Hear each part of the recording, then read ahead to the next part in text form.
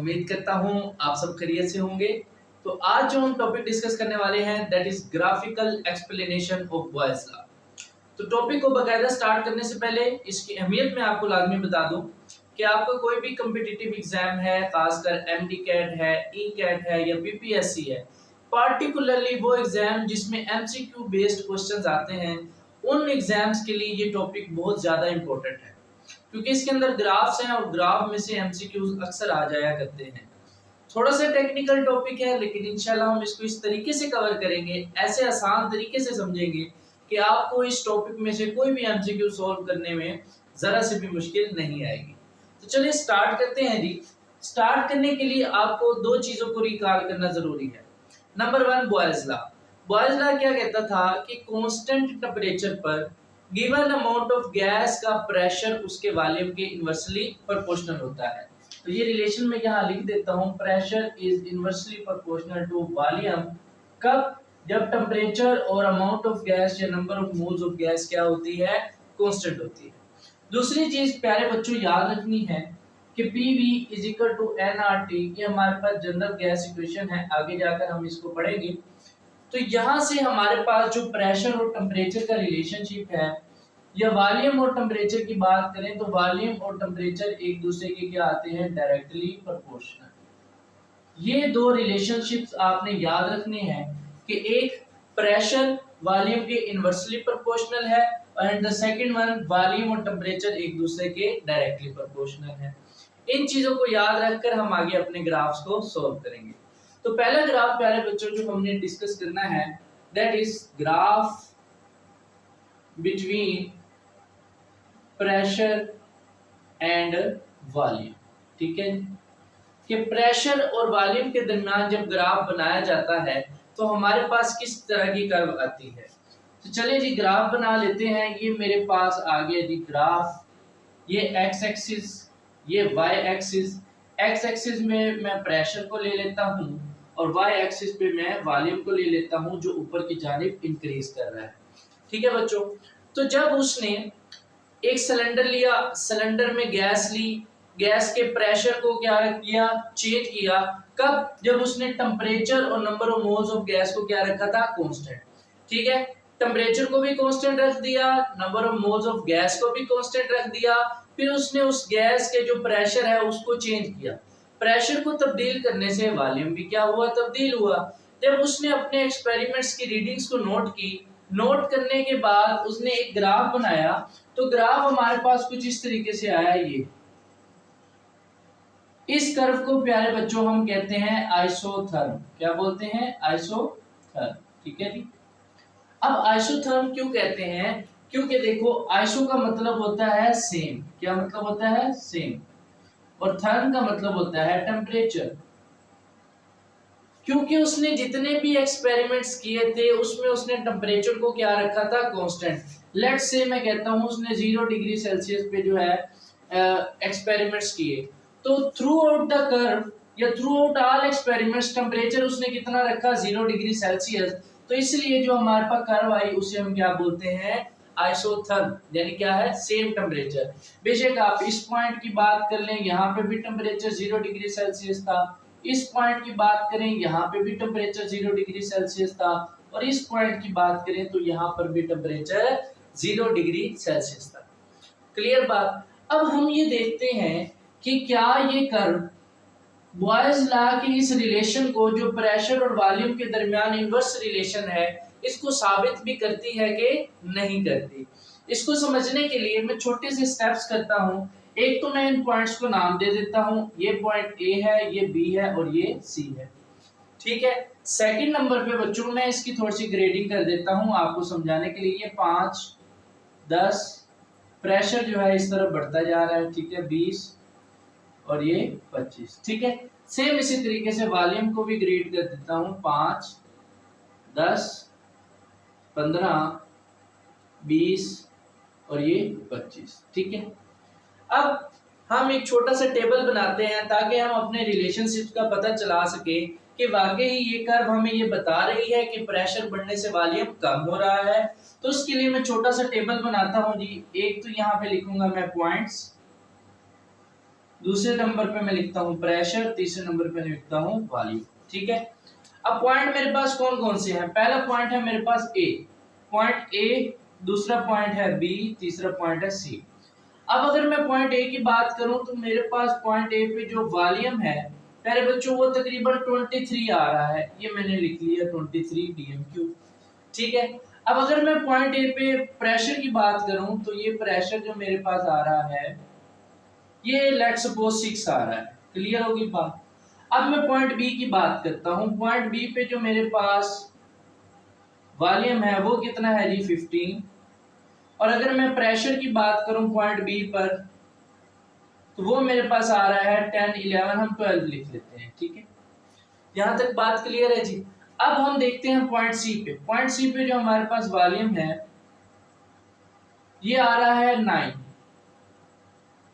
ठीक है जी, सॉरी यहाँ पे क्या आएगा 9। ठीक है, नेक्स्ट अगर मैं इस पे प्रेशर की बात करूं पॉइंट सी पर तो वो कितना आ रहा है, हम इसको लिख लेते हैं 18।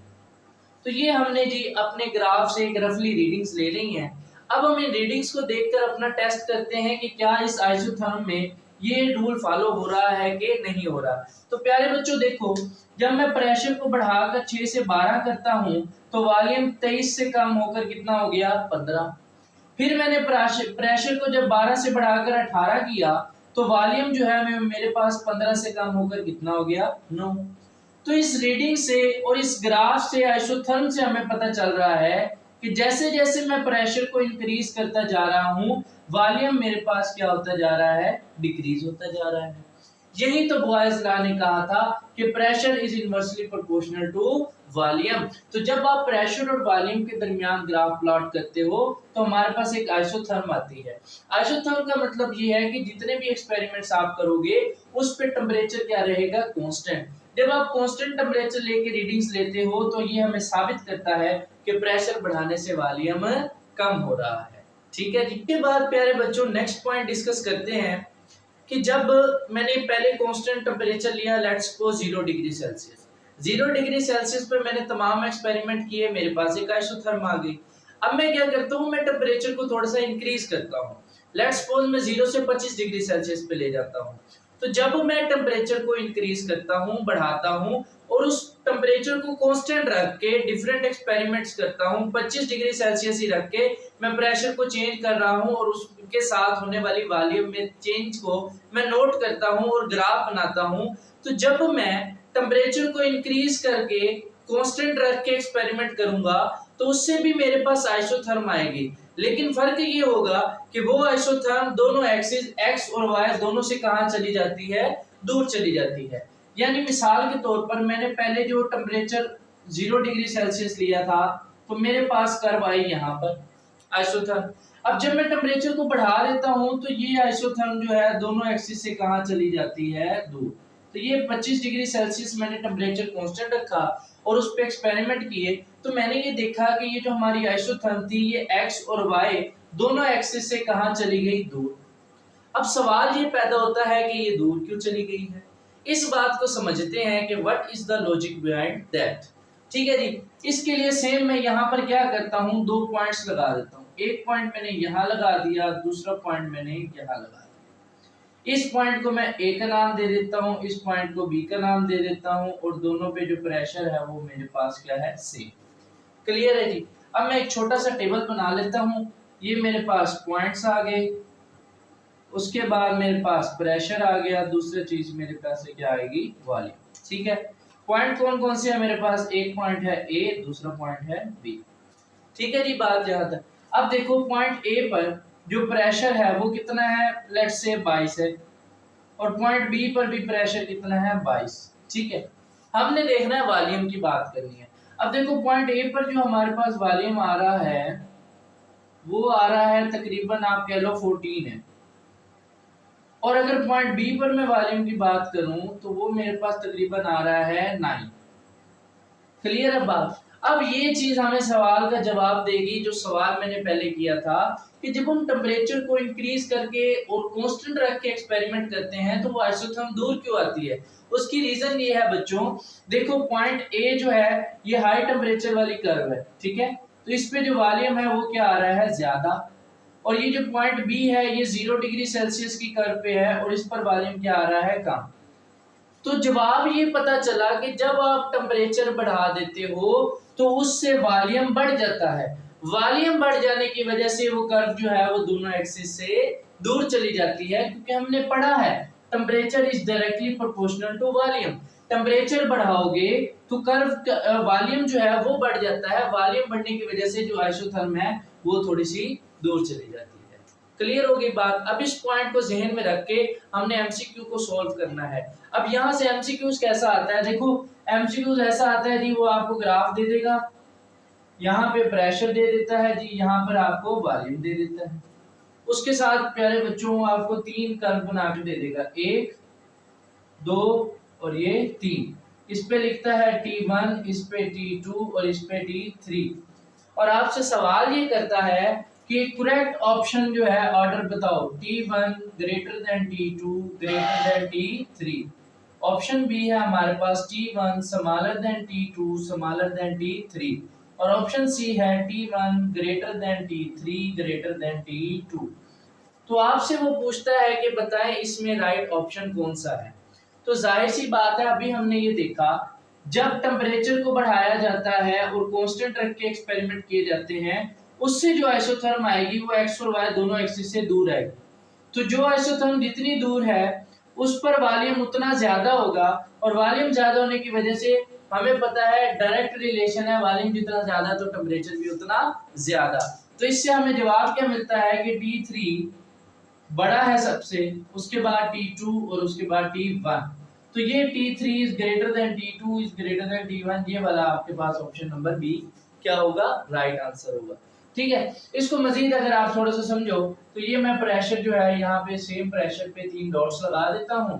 प्रेशर क्या है मेरे पास सेम, लेकिन अगर मैं वॉल्यूम की बात करूँ तो इसका वॉल्यूम क्या आ रहा है सबसे ज्यादा, उसके बाद इस पॉइंट का वॉल्यूम आएगा T2 वाली का, और उसके बाद आएगा T1 वाली का। तो T1 का वॉल्यूम, ये T2 का वॉल्यूम और ये T3 का वॉल्यूम, क्योंकि T3 का वॉल्यूम जो है सबसे ज्यादा है जिसकी वजह से टेम्परेचर भी उसका सबसे ज्यादा है। तो T3 जो है वो सबसे ज्यादा होगा और T1 जो है वो सबसे कम टेम्परेचर होगा। तो इस तरीके के एमसीक्यूज वो आपसे पूछ सकता है। उसके बाद प्यारे बच्चों जो हमने जो दूसरा ग्राफ डिस्कस करना है वो प्रेशर और वॉल्यूम इनवर्स के दरमियान करना है। अब इसको समझना है सबसे पहले तो देखो वॉल्यूम की वैल्यू जितनी बढ़ती जाएगी 1/v की वैल्यू उतनी कम होती जाएगी। पहले तो इस चीज को समझते हैं कि ये क्या मामला है। वॉल्यूम जितना बढ़ता जाएगा 1/v की वैल्यू उतनी कम होती जाएगी। क्यों? क्योंकि डिनोमिनेटर जितना बढ़ता जाता है तो 1 उसकी वैल्यू जो है उतनी कम होती जाएगी। मैं आपको एग्जांपल के तौर पे समझाता हूँ। वॉल्यूम मैंने लिया 2, 1/2 की वैल्यू क्या आएगी 0.5। वॉल्यूम को मैंने बढ़ा के किया 4, तो 1/4 की वैल्यू कितनी आएगी 0.25। इसी तरीके से वॉल्यूम को मैंने और बढ़ाया तो 1/6 की वैल्यू आएगी मेरे पास अप्रोक्सीमेटली 0.1। तो ये रीडिंग्स हमें ये बता रही हैं कि जैसे जैसे वॉल्यूम की वैल्यू इंक्रीज कर रही है 1/v की वैल्यू क्या हो रही है, डिक्रीज हो रही है। ठीक है, इसको मैं और तरीके से आपको समझाऊं कि आपके पास 2 गट्टू हैं, एक गट्टू के अंदर आटा भरा हुआ है, दूसरा गट्टू बिल्कुल खाली है। आप क्या करते हो, भरे हुए गट्टू से आटा खाली गट्टू में डालना स्टार्ट कर देते हो। अब हो क्या रहा है, जो खाली था उसमें आटे की मिकदार बढ़ती जा रही है और इधर जो है इसमें आटे की मिकदार कम होती जा रही है। सेम रिलेशनशिप यहीं पे है कि जैसे जैसे वॉल्यूम की मिकदार बढ़ती जाएगी 1/v की वैल्यू जो है, इसका आंसर जो है वो क्या होता जाएगा, छोटा होता जाएगा। क्यों? क्योंकि डिनोमिनेटर बढ़ रहा है। एक चीज तो ये याद रखनी है कि जहां वॉल्यूम की वैल्यू मैक्सिमम, तो इससे हमारे पास एक रिलेशन आता है, जहां वॉल्यूम की वैल्यू मैक्सिमम होगी वहां 1/v की वैल्यू क्या होगी, मिनिमम। क्लियर है? और जहां वॉल्यूम की वैल्यू मिनिमम होगी, कम से कम होगी, वहां 1/v की वैल्यू क्या होगी, मैक्सिमम होगी। एक तो इस चीज को याद करना है। दूसरा, अब हम रिलेशन निकालते हैं प्रेशर और वॉल्यूम का, प्रेशर और 1/v का। अब देखो हमने ये पढ़ा कि प्रेशर जो है वो इनवर्सली प्रोपोर्शनल है वॉल्यूम के, यानी प्रेशर इनवर्सली प्रोपोर्शनल है वॉल्यूम के। क्लियर है? यानी प्रेशर बढ़ाओगे तो वॉल्यूम कम होगा। और अभी हमने पढ़ा जब वॉल्यूम कम होता है तो 1/v की वैल्यू बढ़ती है, तो 1/v की वैल्यू क्या होना स्टार्ट हो जाएगी, बढ़ना स्टार्ट हो जाएगी। अब अगर आप वॉल्यूम को छोड़कर इन दो चीजों को देखो तो एक भी बढ़ रही है, दूसरी भी बढ़ रही है। तो प्रेशर और 1/v की वैल्यू के दरमियान जो रिलेशन है वो कौन सा रिलेशन है, डायरेक्ट रिलेशन है। ठीक है, समझ आई बात की कि नहीं आई? देखो, प्रेशर बढ़ाने से वॉल्यूम कम होता है, वॉल्यूम कम करें तो 1/v की वैल्यू बढ़ती है, यानी प्रेशर बढ़ाने से 1/v की वैल्यू बढ़ जाती है और प्रेशर कम करने से 1/v की वैल्यू कम हो जाती है। तो जब दोनों चीजें बढ़ रही हो या दोनों चीजें कम हो रही हो तो वहां कौन सा रिलेशन होता है, डायरेक्ट। समझ आ गई बात की? तो अगर मैं बात करूं कि प्रेशर और वॉल्यूम के दरमियान क्या रिलेशन है, वो इनवर्स रिलेशन है। प्रेशर बढ़ाओगे वॉल्यूम कम होगा, प्रेशर कम करोगे वॉल्यूम बढ़ेगा। लेकिन अगर मैं कहूं कि प्रेशर और 1/v की वैल्यू के दरमियान क्या रिलेशन है, तो वो डायरेक्ट है। प्रेशर बढ़ाने से 1/v की वैल्यू बढ़ती जाती है और प्रेशर कम करने से 1/v की वैल्यू कम होती जाती है। अब इसी चीज को मद्देनजर रख के हमने ग्राफ बनाना है जी, प्रेशर और 1/v की वैल्यू के दरमियान। ठीक है जी, तो ये मेरे पास एक ग्राफ आ गया, ये एक्स एक्सिस और ये क्या है मेरे पास, वाई एक्सिस। ठीक है जी, अब एक्स एक्सिस पे मैंने ले लिया प्रेशर और यहाँ पे मैंने ले ली 1/v की वैल्यू जो ऊपर की जानिब बढ़ रही है, और ये प्रेशर है जो राइट साइड पे बढ़ रहा है।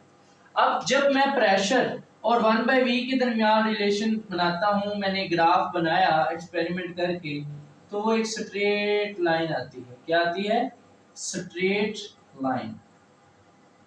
ठीक है जी, अब स्ट्रेट लाइन ये शो कर रही है कि प्रेशर बढ़ाने से 1/v की वैल्यू बढ़ रही है। सिंपल सी बात है, अगर मैं यहाँ पे 3 पॉइंट्स लगा देता हूँ, 1 2 और ये 3, तो आप देखो यहाँ पे 1/v की वैल्यू और यहाँ पे प्रेशर की वैल्यू। फिर प्रेशर को मैंने अगर बढ़ाया, लेट्स सपोज यहाँ से 5 था, यहाँ पे 10 कर दिया, तो वॉल्यूम भी जो है वो भी 1/v की वैल्यू भी क्या हो गई है, बढ़ गई है। इसी तरीके से अगर प्रेशर को मैं मजीद बढ़ा देता हूँ यहाँ तक, तो वॉल्यूम की 1/v की वैल्यू भी यहाँ तक बढ़ती जा रही है। तो ये हमारे पास क्या आती है, एक स्ट्रेट लाइन आती है जब आप प्रेशर और 1/v की वैल्यू के दरमियान रिलेशन ग्राफ बनाते हो। अब यहाँ से एमसीक्यूज किस तरीके से आते हैं उसको थोड़ा सा समझना है। देखो जी,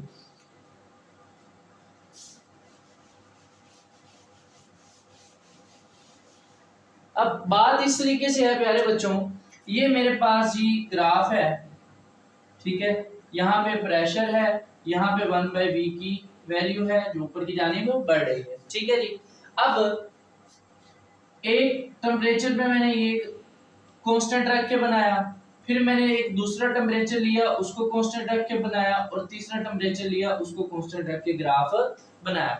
जैसे मैंने प्रीवियस में किया कि पहले 0 डिग्री सेल्सियस पर लेट्स सपोज, और फिर मैंने क्या किया, टेम्परेचर को बढ़ाकर कांस्टेंट रख के एक्सपेरिमेंट किया 25 पे, फिर मैंने लेट्स सपोज 40 डिग्री सेल्सियस तक टेम्परेचर बढ़ाया और उसको कांस्टेंट रख के मैंने डिफरेंट एक्सपेरिमेंट किए।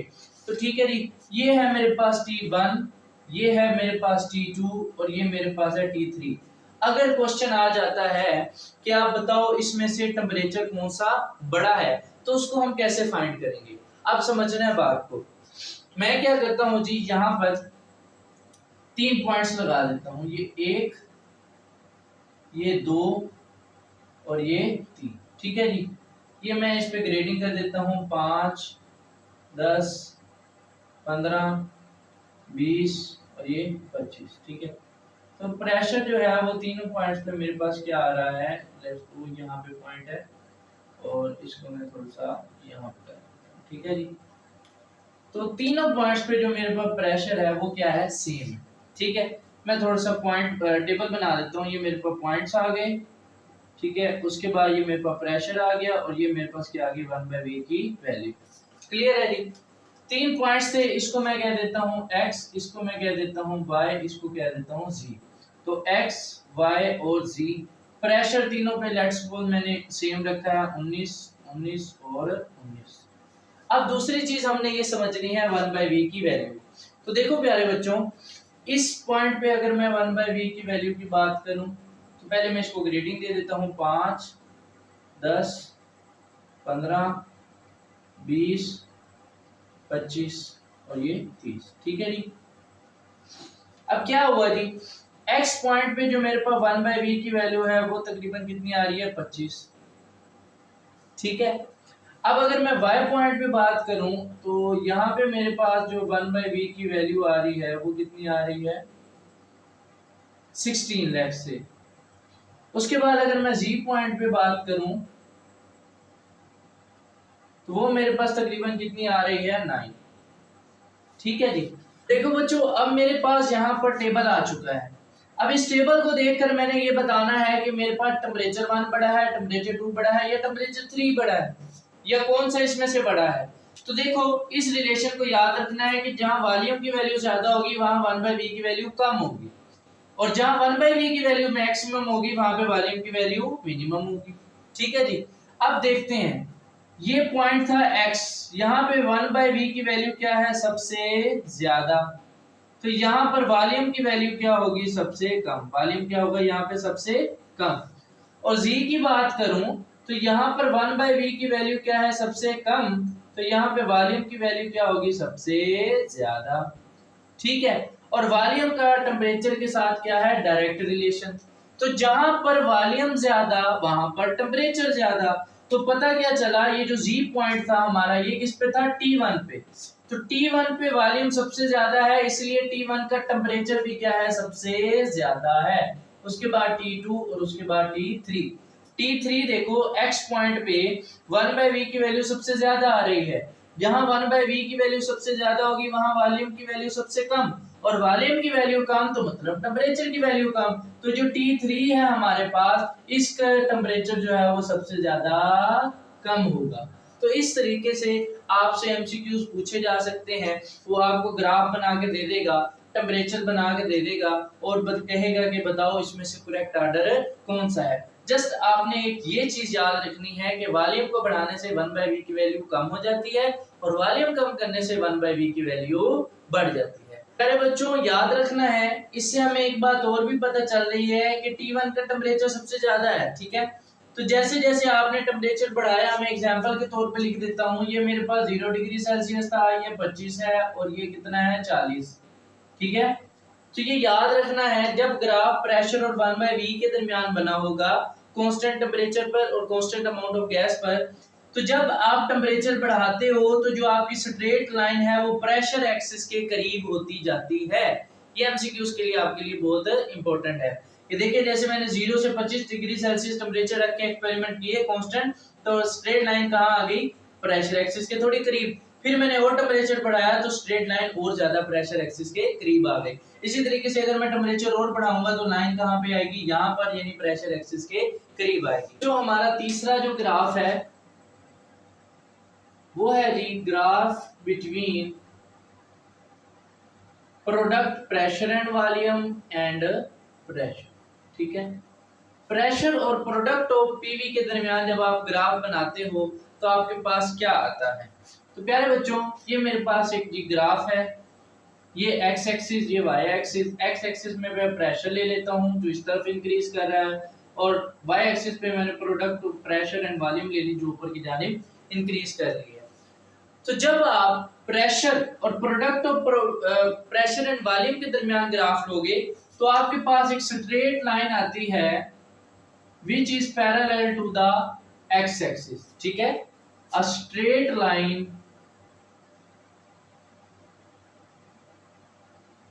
is obtained that is parallel to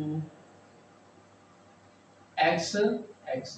ठीक है जी, अब इसका मतलब क्या है, बात को समझना है।